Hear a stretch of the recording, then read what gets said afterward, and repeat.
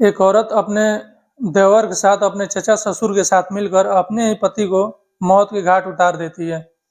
और जब उसको मार देती है तो मारने के बाद ये लोग उस लाश को ठिकाने लगा देते हैं। लेकिन इन लोगों की एक गलती ये लोग करते हैं 1.5 साल के बाद, और वो गलती से ये लोग पकड़े जाते हैं और इन तक पुलिस पहुंच जाती है। और जब पुलिस इन तक पहुंचती है तो इनसे पूछताछ करती है तो बेहद ही एक खौफनाक कहानी निकल कर सामने आती है।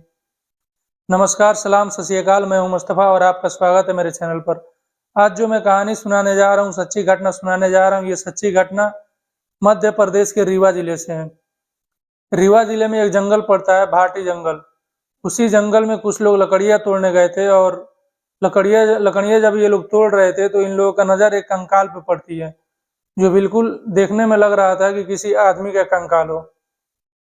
फिर ये लोग पुलिस को फोन करते हैं, पुलिस वहां आती है और उस कंकाल को अपने कब्जे में लेती है। कंकाल को फिर पोस्टमार्टम के लिए भेज दिया जाता है और जब पोस्टमार्टम होकर रिपोर्ट आता है तो अब क्लियर हो जाता है कि ये कंकाल किसी आदमी की ही कंकाल है। अब पुलिस उसके बारे में तफ्तीश चालू करती है कि ये किसकी कंकाल है। पुलिस के सामने दिक्कत थी क्योंकि चेहरा कोई सामने नहीं था, कोई पहचान नहीं थी उसकी, तो पुलिस के सामने मुश्किलें बहुत थी। लेकिन फिर भी पुलिस ने कोशिश किया और गांव में इधर उधर घूम के पता करना शुरू किया कि कभी इस गांव से कोई शख्स गायब हुआ हो, लापता हुआ हो, जो अभी तक न मिला हो। ऐसे ही पता करते करते पुलिस एक इलाके में पड़ती है जहाँ थाना पड़ता था, उस इलाके का मऊगंज थाना, और वो गांव था उमरी गांव। जब उस गांव में पुलिस पहुंचती है तो लोगों से पूछती है कि कोई शख्स यहाँ गायब हुआ हो कुछ दिन पहले और अभी तक वापस नहीं आया हो। तो कुछ लोग कहते हैं कि यहाँ एक शख्स गायब हुआ था आज से तकरीबन 1.5 साल पहले और अभी तक उसका कुछ पता नहीं चला है। पुलिस उसके बारे में जानती है और उसका नाम पता करती है तो उसका नाम पता चलता है कि उसका नाम राम सुशील था। और फिर पता किया जाता है कि इसके परिवार में और कौन कौन से लोग हैं, तो पता चलता है कि इसकी बीवी थी जिसका नाम रंजना पाल था। वो ये गुम हुआ था, जब गायब हुआ था, उसी समय वो मध्य प्रदेश छोड़ के यूपी में चली गई थी और मिर्जापुर में रह रही थी। फिर पुलिस को जब इतना बात पता चलता है तो अब पुलिस की एक टीम मिर्जापुर में आती है, यूपी में आती है और उस जो महिला के पास जाती है और उस महिला से पूछताछ करती है। तो महिला कहती है कि मेरा पति जब गायब हुआ था आज से 1.5 साल पहले, तभी मैं यहाँ आकर रहने लगी थी और पता नहीं वो कहाँ है, अभी तक उसका कुछ पता नहीं चला है। लेकिन पुलिस को उस महिला पर कुछ शक होता है और शक के बिना पर उसको उठाती है और उठाकर वहां से एमपी लेकर आती है, यहाँ लाती है थाने में और उससे पूछताछ करती है। लेकिन महिला पुलिस को बहका रही थी, इधर उधर की बातें कर रही थी, पुलिस को गुमराह कर रही थी। लेकिन जब पुलिस सख्त होती है और महिला को टॉर्चर करती है तो महिला फिर टूट जाती है और एक कहानी सुनाती है जो बेहद ही खौफनाक कहानी थी। कहानी कुछ यूं थी कि जो उमरी गांव था, उसी गांव में राम सुशील और उसके चचा भी रहते थे और इसके 2 भाई भी थे। ये लोग वहीं रहा करते थे साथ में ही, और एक शादी उसकी पहले हो चुकी थी। लेकिन जब उसकी मौत हो जाती है उसकी पत्नी की, तो ये दूसरी शादी करता है रंजना पाल से, और रंजना पाल से शादी करने के बाद ये लोग वहीं रह रहे थे। धीरे धीरे समय बीतता है और तकरीबन 2 साल गुजर जाते हैं। 2 साल गुजरने के बाद जो रंजना पाल थी अपने पति की भाई से, यानी कि देवर से, जिसका नाम गुलाब पाल था, उससे प्यार कर बैठती है और उससे प्यार करने लगती है।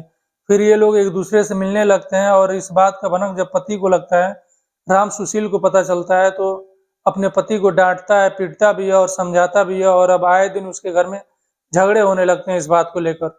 लेकिन उसकी पत्नी अपनी हरकतों से बाज नहीं आ रही थी और नहीं मान रही थी।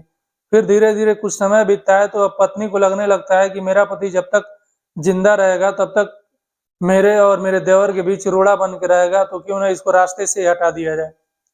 फिर ये गुलाब से बात करती है, अपने देवर से बात करती है, उससे कहती है कि अगर ये मर जाएगा तो हम लोगों के बीच कोई रोड़ा नहीं रहेगा और जो संपत्ति है वो सब हम लोगों की हो जाएगी। फिर उसका भाई यानी गुलाब भी तैयार हो जाता है अब अपने ही भाई को मारने के लिए। फिर ये लोग प्लान बनाते हैं और प्लान के तहत जब काम से वापस आता है जब उसका पति, तो उसको समोसे में जहर मिलाकर उसकी पत्नी उसे दे देती है, यानी रंजना समोसे में जहर मिलाकर राम सुशील को दे देती है। राम सुशील जैसे ही समोसा खाता है अब उसकी हालत धीरे धीरे खराब होने लगती है और कुछ ही टाइम बाद वो मर जाता है, उसकी मौत हो जाती है।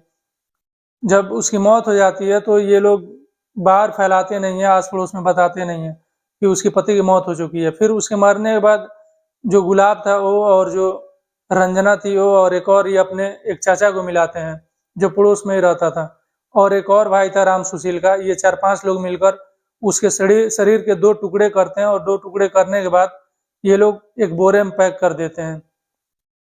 बोरे में पैक करने के बाद इसको भूसे में डाल देते हैं और वहीं इनका भूसा था बगल में ही, कुछ दूरी पर एक रूम बना हुआ था और उसमें केवल भूसा ही रखा हुआ था जानवरों को खिलाने के लिए। उस भूसे में अंदर एकदम आखिर में दीवार में टच करके ये लोग डाल देते हैं। फिर धीरे धीरे कुछ समय बीतता है और तकरीबन 1.5 साल गुजर जाता है। 1.5 साल गुजरने के बाद अब भूसा धीरे धीरे खत्म होने लगा था, तो इन लोगों को डर लगने लगा कि अगर भूसा खत्म हो गया पूरा और लाश सामने आ गई तो हम लोगों का भेद खुल जाएगा और हम लोग पकड़े जाएंगे।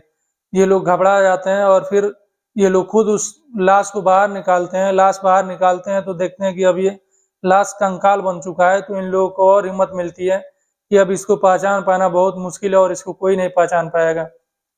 फिर इस कंकाल को उठाते हैं और एक जंगल है, भाटी का जंगल, उसी जंगल में ले जाके फेंक देते हैं। फेंकने के बाद ये घर आ जाते हैं और जब ये जिस दिन ये फेंके थे उस दिन तारीख थी 25 अक्टूबर यानी 2022 की बात है। 2022 में उन लोगों ने 25 अक्टूबर को उस लाश के कंकाल को जंगल में ले जाके फेंका था। फिर घर आते हैं, कुछ समय बीतता है। कुछ समय बाद जो रंजना थी वो मिर्जापुर में चली जाती है और वहीं रहने लगती है।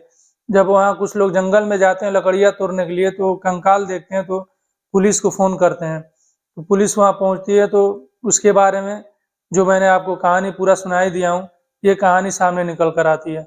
अभी ये लोग गिरफ्तार हैं, पत्नी भी गिरफ्तार है, पुलिस हिरासत में है और इसमें 2 लोग और भी पुलिस को पता चला है कि 2 लोगों का और इसमें हाथ है मदद करने में इन लोगों का। 2 लोगों की तलाश जारी की जा रही है। अभी 4 लोग गिरफ्तार हैं और जेल में बंद हैं और पुलिस इन लोगों को अब कोर्ट में पेश करने की तैयारी कर रही है कि इन लोगों के लिए इन कड़ी से कड़ी सजा दिलवाई जा सके। तो ये थी एक ऐसी कहानी जिसमें एक पत्नी अपने पति को मार देती है सिर्फ इसलिए कि उसे अपने देवर का प्यार चाहिए था और उसका जो पति का धन दौलत था वो धन दौलत चाहिए था। और जो इसमें शामिल होते हैं मारने के लिए उसमें खुद अपने ही 2 भाई और एक चचा, इन 3-4 लोगों ने मिलकर उसको मौत के घाट उतार देते हैं। उम्मीद है कि आपको ये कहानी अच्छी लगी होगी। कमेंट बॉक्स में आप ज़रूर बताइएगा कि आपको मेरी कहानी कैसी लगी। आपसे रिक्वेस्ट है कि आप मेरे वीडियो को लाइक कीजिए, शेयर कीजिए और अगर आप मेरे चैनल पर नए हैं तो चैनल को सब्सक्राइब करना मत भूलिए।